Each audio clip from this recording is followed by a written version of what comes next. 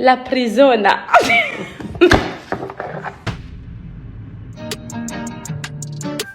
Mousse, mousse, est là pour mettre en lumière les mauvaises personnes, les fous, fous.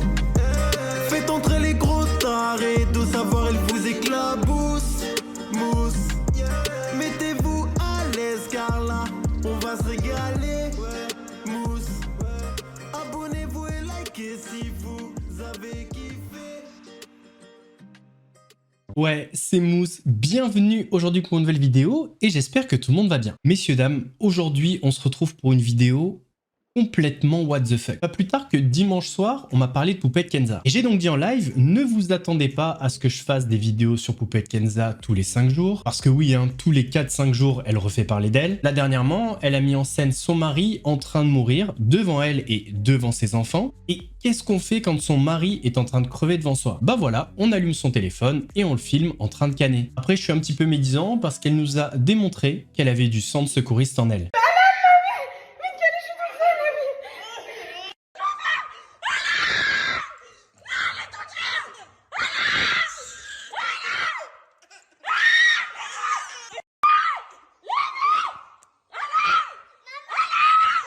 Effectivement, elle lui a prodigué les premiers secours avec des méthodes qui, à mon avis, viennent du futur.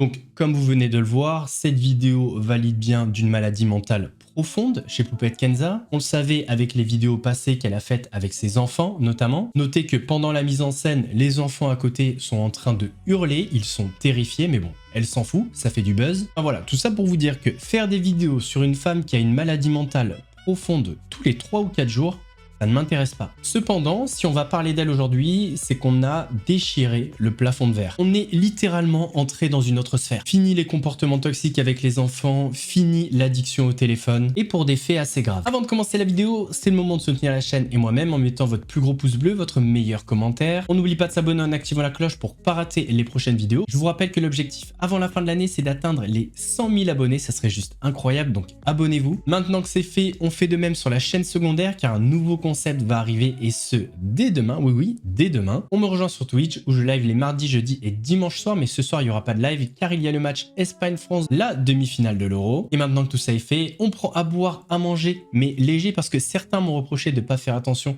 à leur body summer.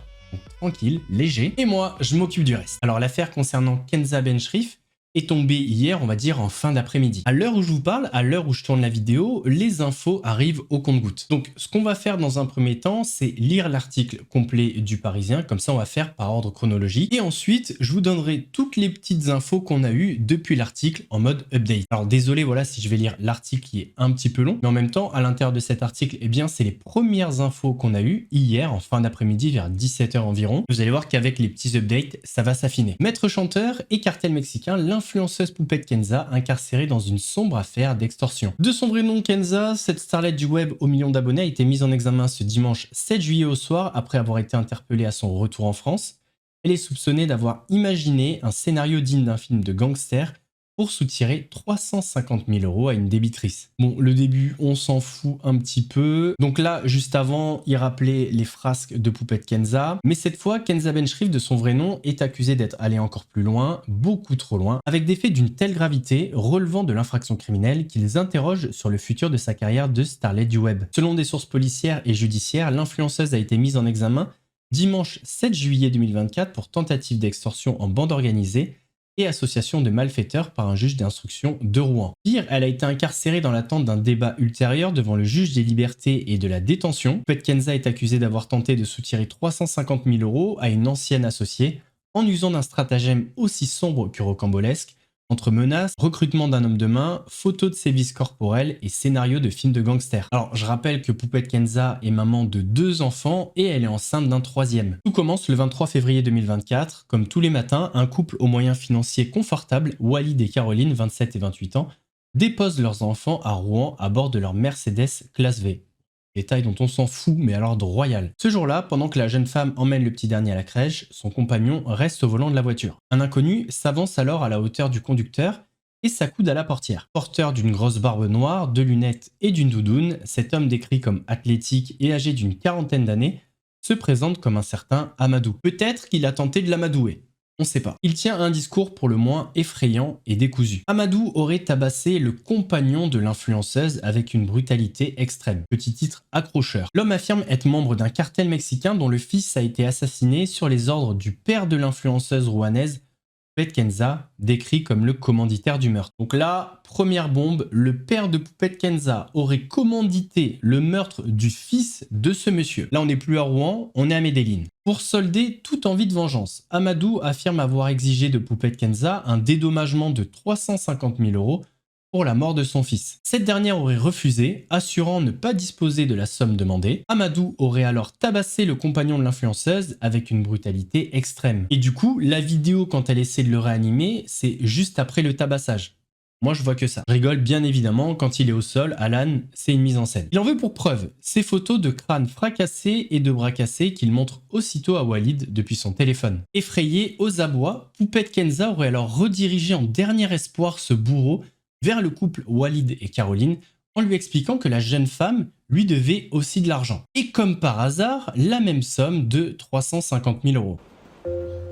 Mais non! Mais hasard de dingue! Il aurait donc été convenu entre l'influenceuse et Amadou que ce dernier se paye sur la dette de Caroline. Amadou aurait donc été envoyé pour recouvrir la créance et stopper ses désirs de vengeance. Et l'homme ne rigole pas. Il exige de Walid un paiement d'une première somme de 200 000 € à verser sous les 5 jours. Il lui fournit également un numéro de téléphone à contacter sur l'application sécurisée Signal une fois qu'il aura réuni les fonds. Et Amadou prévient qu'il sait déjà tout des victimes. Il a en sa possession une vidéo montrant Walid déposer son fils à la crèche quelques jours avant.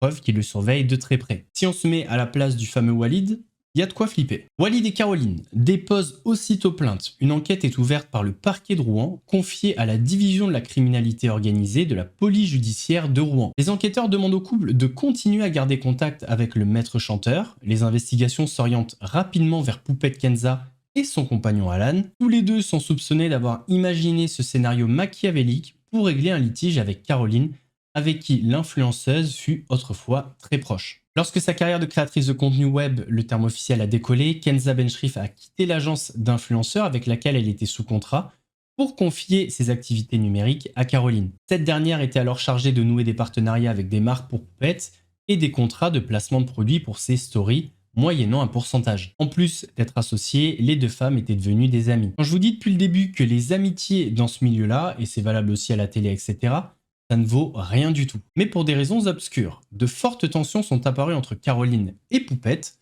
tensions que l'influenceuse n'a pas hésité à dévoiler dans ses publications sur les réseaux sociaux, au point de publier, le jour même de l'histoire de la crèche, une story sur Snapchat dans laquelle elle évoque longuement la trahison de son ancienne amie. Selon Poupette Kenza, Caroline lui aurait pris 350 000 € de ses revenus via des sociétés à l'étranger et aurait refusé de les lui rendre. Les enquêteurs de la PJ de Rouen constatent rapidement que la ligne téléphonique fournie par le maître chanteur Amadou avait été ouverte peu de jours auparavant ces menaces contre le couple Walid-Caroline.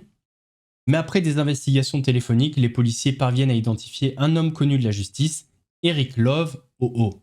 On en parlera après. Né en 1978 au Cameroun. Domicilié dans l'Isère, ce gros bras a la réputation d'être un nettoyeur, un homme engagé dans le milieu des célébrités pour régler des conflits, avec des méthodes fortes, voire musclées. Il serait notamment intervenu pour le compte d'un célèbre animateur télé ou encore un rappeur adulé. Après avoir fixé un rendez-vous près de la gare de Rouen aux victimes pour se faire remettre de l'argent, Eric Love Amadou est pris en filature par les enquêteurs avant d'être interpellé le 28 février. Les policiers retrouvent sur lui une grenade en état de fonctionnement. Et c'est quoi le délire s'ils n'ont pas l'argent? T'es là, tu dégoupilles? 1, 2, 3... Dans votre gueule, les mauvais payeurs! Placé en garde à vue dans les locaux de la PJ, l'homme dément toute tentative d'extorsion des victimes, avec une grenade dans la poche. Il affirme seulement avoir été engagé pour résoudre un différend entre influenceuses au sujet d'une somme d'argent sans faire preuve de menace ni de chantage. C'est pour ça qu'il se déplace avec un char d'assaut et un bazooka. Son employeuse serait une influenceuse à Dubaï dont il ne veut pas donner le nom et il aurait accepté cette mission transmise par les réseaux sociaux car il espérait que cela aiderait à faire carrière dans le milieu de la sécurité privée. Le 1er mars 2024, Eric Love OO est mis en examen et écroué. Depuis de longs mois, Poupette se trouvait aux Émirats Arabes Unis. Des messages troublants retrouvés sur le téléphone du pseudo Amadou laisse entendre que l'influenceuse et son compagnon donnaient des directives au maître chanteur. Mais pendant de longs mois, Poupette Kenza ne peut être interrogée, se trouvant aux Émirats Arabes Unis. Jusqu'à son retour discret en France, au début du mois de juillet, la jeune femme prend un vol en direction de la Belgique avant de gagner la France pour se rendre à un mariage près de Rouen. Elle est alors placée en garde à vue à son arrivée le 3 juillet par la police judiciaire avant d'être déférée ce dimanche 7 juillet au palais de justice de Rouen et mise en examen à son tour et incarcérée. Il apparaît que la jeune influenceuse est enceinte de son 3e enfant. Contacté, l'avocat de Poupette Kenza réagit « D'une part, je suis très étonné de la rapidité avec laquelle ces informations sortent dans la presse, comme toujours lorsqu'il s'agit de ma cliente. Rien ne lui est épargné, pas même le respect du secret de l'instruction. D'autre part, ma cliente conteste fermement toute tentative d'extorsion. Elle ne savait rien des méthodes de cet homme qui lui a été présenté par un intermédiaire et qui lui promettait de régler son différend financier avec rapidité, professionnalisme et sans aucune menace physique. Sans quoi elle n'aurait jamais accepté ses services. Qui sont les victimes de cette tentative d'extorsion? Ils s'appellent Walid et Caroline Mostafi, ils sont mariés tous les deux. Monsieur est un chef d'entreprise spécialisé dans le commerce en ligne. Et sur Caroline Mostafi, j'ai pas trouvé énormément de choses. Ce qui est sûr, c'est qu'elle a créé une marque de prêt-à-porter qui s'appelle Une Muse. Alors on va simplifier, on va dire que c'est un couple d'entrepreneurs. Si vous avez plus d'informations, n'hésitez pas à me le dire en commentaire. En tout cas, une chose est sûre, et on l'apprend dans l'article du Parisien, à un moment donné, Caroline Mostafi devait s'occuper de Poupette Kenza. Elle devait démarcher des marques, signer des contrats, sûrement écrire les scripts pour les stories, et tout ça moyennant une rémunération. Bref, c'était une agence d'influence, sauf qu'elle était en exclusivité avec Poupette Kenza. J'ai trouvé une autre chose assez intéressante. Poupette Kenza et Caroline Mostafi, née Yilmaz, ont une société ensemble. Cette société, elle s'appelle Skaz et apparemment, elle ferait de la vente à distance sur catalogue spécialisé. Alors, je peux rien vous dire sur cette société. En tout cas, on voit bien que Kenza Bencherif et Caroline Yilmaz sont associés dans cette affaire. Revenons à l'affaire et parlons surtout de la principale protagoniste, Poupette Kenza. Donc, dans cette affaire, l'influenceuse aurait fait appel à un maître chanteur. Cette personne s'appelle Eric Love Ondoa, mais ne vous laissez pas bercer par son nom, la mission qu'il avait était très éloignée de l'amour. Dans cette affaire, Eric Love Ondoa est un gros bras et d'ailleurs, il joue son rôle à la perfection. Il n'y a pas grand chose à savoir sur lui, mais si je peux vous donner deux infos. Un, il a été plusieurs fois champion interarmé de combat libre. Et deux, c'est un ancien légionnaire. Quand il s'est accoudé à la voiture de Walid, c'était pas pour enfiler des perles. En tout cas, ce monsieur s'est fait interpeller le 28 février 2024 et il a été écroué le 1er mars. Rien n'est sûr, mais il y a fort à parier que Poupette savait que Eric Love avait été incarcéré. Et d'ailleurs, c'est sûrement pour ces raisons qu'elle n'est pas revenue en France depuis. Et d'ailleurs, c'est même quasi sûr, car si elle ne savait pas les charges qui pesaient sur elle, elle serait venue par avion en France de manière classique. Alors qu'à la place de ça, elle a monté tout un stratagème. Elle a atterri en Belgique donc mercredi pour assister au mariage de sa pote Souk. Vendredi, elle est arrivée au péage en France. Elle s'est fait embarquer par la police qui l'attendait, donc directement au péage. Éventuellement, la police française et belge travaillent ensemble. C'est une possibilité. Elle était avec une copine. Ils ont embarqué Kenza et sa copine a pu partir. Elle devait assister au mariage de Souk car elle avait tout sponsorisé. Le mari de Souk est belge pour info. Et Alan et les enfants sont restés au Maroc. Du coup, je soupçonne l'histoire du malaise comme un détournement d'attention pour qu'elle puisse venir discretos au mariage. Alors, il n'y a pas si longtemps que ça, elle avait parlé en story d'une personne qui lui avait volé 350 000 €. Dans ces deux stories, vous allez voir qu'elle veut montrer à sa communauté qu'elle a changé. D'ailleurs, je vous préviens et je prends un petit pari, les musulmans qui regardent cette vidéo, à mon avis, vous allez avoir les poils qui vont se hérisser. Et là, dernièrement, je perds 350 000 €. Wallah, les filles, que ça aurait été la Kenza déjà 1 an, je dormirais pas la nuit et tout. Et là, je me dis que des gens qui m'ont volé cette somme, etc., je me dis qu'ils feront rien avec mon argent, qu'ils iront nulle part avec mon argent, que c'était pas mon rizq, que Allah il me l'a pas écrit, qu'il n'était pas destiné pour moi, que même si c'était le mien pour moi, qu'en gros, cet argent-là, bah, en gros, il devait pas m'appartenir sur terre. On m'a volé 350 000 €, et on m'a volé 350 000 €, et au début, c'était très dur à accepter. Mais en fait là, quand je pleure, c'est parce que je vous le dis, en gros, je me confie maintenant, vous le savez, on m'a volé le prix de ma maison de rêve en France, ou peu importe. Mais par là, je dors bien, parce que je n'ai plus l'argent dans le cœur. Parce que je sais que l'argent, ça va et ça vient. Et ça, c'est un message que je vais vous faire passer à vous. Bon bah si Allah ne t'a pas destiné cet argent, pourquoi tu embauches un homme de main? Allah aurait-il si peu d'importance pour toi? Bon, j'ai envie de dire dans cette affaire, heureusement qu'elle n'a plus l'argent dans le cœur. Parce que là, sans avoir l'argent dans le cœur, elle embauche un homme de main. Si elle avait l'argent dans le cœur, t'embauches qui? Kim Jong-un. Donc, dans cette affaire, et je pense que vous l'avez compris, en tout cas, je l'espère, le fameux Amadou, là, le Eric Love, n'est pas du tout un membre d'un cartel mexicain. Son fils n'a pas été tué et c'est pas le père de Poupette Kenza qui est le commanditaire de cet assassinat. Tout a été inventé de toutes pièces par Poupette Kenza et son compagnon Alan, on va dire, les deux à mon avis sont ensemble, dans le but de récupérer ces fameux 350 000 euros. Alors c'est pas la première fois que Kenza Benchrif est accusé de tentatives d'extorsion ou de menaces, etc. On a également cet homme qui s'appelle Tidjani, qui a été menacé par Poupette Kenza, donc là c'était pas pour de l'argent, mais ça reste des menaces quand même. Et t'as vu tes menaces là que tu me disais, je me rappelle hein. Ouais, je vais payer du monde, ils vont te tuer. Paye tes gens là, t'as vu tes gens là qui veulent venir me tuer? Paye-les. Va les payer, dis-leur lui, et ben mettez-lui une balle dans la tête. T'as compris? Fais-le. T'as vu comme tu le disais? Tu me menaçais. Tu te rappelles ou pas? Tu me le disais, ouais, parce que j'allais t'enclencher ta mère là, quand je t'ai viré de chez moi. Espèce de sale dégueulasse, espèce de khara, espèce de sale caca. Tu te rappelles de ça ou pas? Tu te rappelles ou pas quand j'allais... Parce qu'on parle, tu dis qu'ils t'ont parlé de Poupette Kenza. C'est quoi l'histoire? Qui veut raconter pour nous? Moi, j'avais pas suivi cette affaire. Donc, c'est quoi l'histoire entre vous deux? Alors, l'histoire déjà, elle est simple. Simplement, la raison de notre présence ici, oui, c'est déjà effectivement, comme le dit mon client Monsieur Zitouni, expliquer que c'est bien réel. Il y a beaucoup de gens, ils subissent du cyberharcèlement, il l'a dit, qui feraient le buzz, qui chercheraient les followers, ce n'est pas le cas. Ce qui s'est passé est extrêmement grave et c'est pour ça qu'on est ici, peut-être dans un état où Aquababe, mon client Monsieur Zitouni, n'est pas dans l'état de le faire, mais pour autant, on a besoin de le montrer. La deuxième chose, c'est dire attention. Attention, parce que ce qu'il se passe sur les réseaux peuvent conduire à des catastrophes. Ça, c'est le prologue. Ensuite, sur l'histoire avec Poupette Kenza. Moi, je vais être très clair ce soir. Et c'est la même chose pour Aquababe. On n'accuse personne. On n'accuse personne. Il y a une enquête qui est diligentée pour des faits qui sont extrêmement graves. Il y a plusieurs pistes. On verra ce que les enquêteurs décident de poursuivre ou pas. Pour autant, on a transmis effectivement des éléments qu'on peut trouver presque saisissants, troublants de la part de cette Poupette Kenza, à savoir en amont de ce qui est arrivé à M. Zitouni, des images et des menaces de mort. On a porté plainte pour les menaces de mort, des images de son domicile qui ont été transmises sur les réseaux sociaux, mais aussi, et c'est là aujourd'hui ce qu'on apprend, et c'est là où on est stupéfait, Poupette Kenza a affirmé sur les réseaux sociaux avoir été l'auteur de messages vers d'autres personnes pour trouver l'adresse d'Aquababe dès le samedi.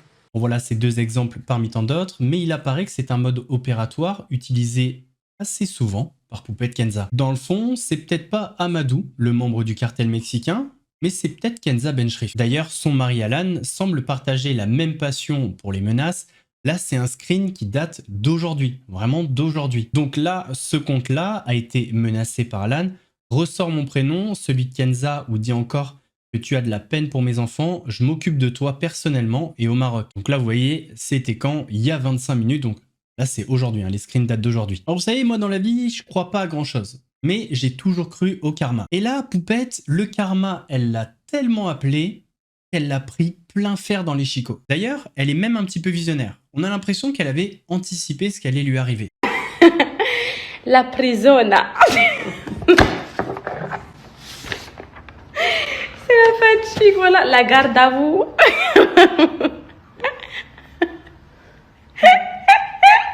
J'ai trouvé derrière les barreaux.